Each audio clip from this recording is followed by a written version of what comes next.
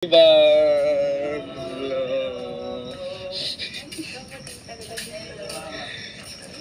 mo.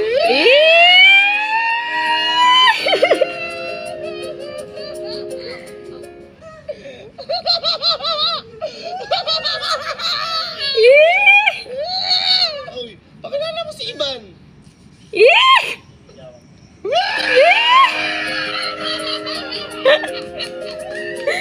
Ay, kinikilig ako. Buttercup mo, Jojo. Ay, sorry.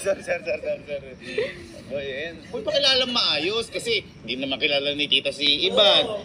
Nakaka-ano lang. Si Mama, nasa ibang basa siya umuwi siya para pagalitan ako. Ayun.